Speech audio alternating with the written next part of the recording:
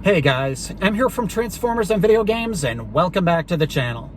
It's been a while since my last upload, so I just want to take a quick minute to thank all of my existing subscribers for sticking with me for the past 12 months or so since I've uploaded a video. Really appreciate your views, your likes, but more importantly, your comments. I've gotten some great notes recently from subscribers and friends of the channel who've reached out to find out if everything's okay at my end. I do appreciate that. You can rest assured all is well at my end. There's been a couple of reasons why I haven't been able to upload, and maybe I'll get into that in a future video. But for now, just know that I'm back. Any new subscribers, thanks for stopping by and for checking out the channel. Hopefully there'll be some more content that you're interested in the near future. So just wanted to stop by, say hello to everybody, and I guess give my 2 cents on what's going on with the Xbox 360 marketplace. Right now we're in mid-July. I think it's July 21st, if I'm not mistaken, and the Xbox 360 marketplace is set to close, I believe, at the end of the month. For the past 2 months or so, I've been watching and quite frankly enjoying a lot of the Xbox 360 FOMO videos that some very talented YouTube creators are putting out there. I've always been more of a PlayStation guy, so this has been a great way for me to learn more about the Xbox 360 back catalog of games. So I've really been enjoying the content. One thing I will say is I'm not really sure what half of this FOMO is all about. A lot of games on the Xbox 360 are backward compatible on your Xbox One and your Series X. And as long as you have those physical games, you can always play them.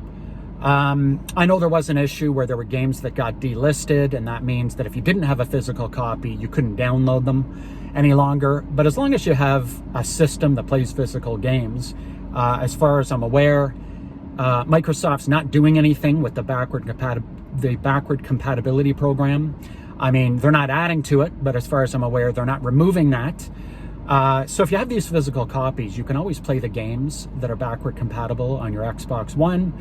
For games that aren't backward compatible, if you've got your Xbox 360 still, you could still play those. Quite honestly, the only rush or FOMO that I can make any sense of with respect to what's happening relates to digital-only games.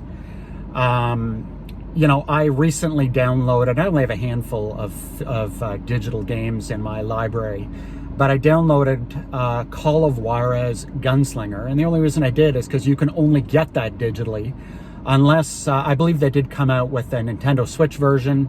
I've never seen that in the store. I don't know if it was limited run or not, but I'm not going to buy into that. But I downloaded it. But again, for physical games, I just don't see what the rush is. But my suggestion, and this is just a piece of advice, you don't have to listen to me if you don't want to. I'm certainly no expert on gaming or the market or anything like that. But like most gamers, I've got a pretty substantial backlog of games, and it's because I'm finding games all the time for cheap at garage sales and at flea markets and other places. Most other gamers are in the same position that I'm in. You've got some sort of a backlog of games. So to me, there's no rush to run out and buy any of these games, regardless of what's happening on price charting or anywhere else. And I'm just going to give you a quick example. So I went to the flea market this morning, and I bought a copy of Wet for the Xbox 360. This is boxed complete. If I can open it up here. Instruction manual, game. The disc is very clean. There might be some very minute scratches, surface scratches, if anything. But at least in the lighting at the flea market, it looked super clean to me. I'm sure the video is not going to be able to, I'm sure it's not really going to come up in the video here, but the price tag on that is $19.99. They had a 25% off Xbox 360 and PS3 games sale at the flea market, so I got this for $15 Canadian. This game currently price charts at $77 and I think 49 cents Canadian. And if I'm not mistaken, $56 and change American. But my point is that if you go on eBay or some other online marketplace, you're not going to find this for the price charting price. That's your starting point. That would likely be the absolute minimum you'll find it for, unless somebody doesn't know what they have. But for the most part, you're going to find this game for, I'm going to say, $100 or something Canadian on eBay. But my point is, given that most of us have a backlog, why not take your time, do your thing, play your backlog of games, watch these FOMO videos, take in all of the helpful information that they provide, make a mental note of all the great titles that you may want to add to your collection.